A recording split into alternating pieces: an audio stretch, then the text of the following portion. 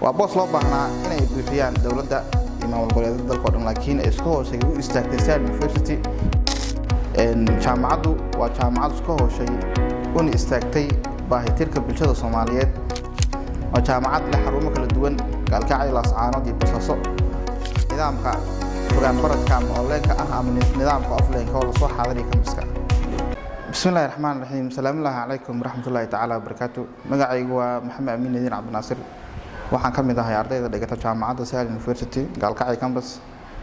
waxaan ka mid ahay ardayda ka faa'iideysatay nidaamka half scholarship-ka oo ay bixiso jaamacadda Sal nidaamkaas oo ay jaamacaddu kaga duwan tahay jaamacadaha kale nidaamkaas oo ay jaamacaddu ugu danayso bulshada Soomaaliyeed ee aan awoodin in iska bixiyaan waxbarashada si toos ah waa boos loo baahnaa inay buuxiyaan dawladda iyo maamul goboleedyada dalka oo dhan laakiin ay isku hoosay u istaagtay Sal University inay iyadoo si qaas ah u dabasho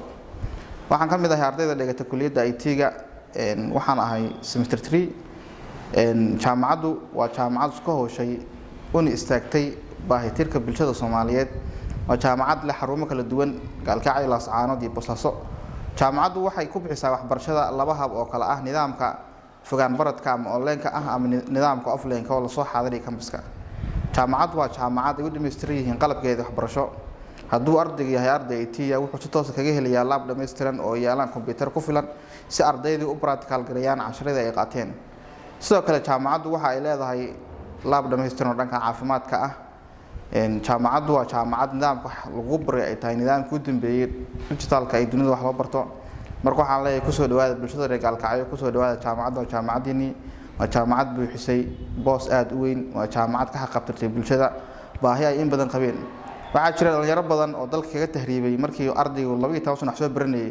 oo jaamacad soo gaaro jaamacadaha kale lacagta la iska qaado waa la garanaya aad u badan tahay markuu ardayga awoodi waayo inuu iska daboolo baahidaas qofkii 12 sano wax soo bartay wuxuu soo bartay uusan muxuu ahaay dib u sii wixii uusan sii wadin waxay ku qasbaysaa jab dalka inuu ka jabo oo dalka dibadiisa aado badaha ay ku dhamaadaan dhalinyaradii magafuhuna uu dhibaateeyo marka jaamacaddu waa jaamacad u daneynaysa shacab weynaha Soomaaliyeed waxaan leeyahay bulshada reer gaalkacyo ku soo dhawaada iyo si idinka buuxsamin muxuu ahaay liiska ardayda sanadkan la qaadanayo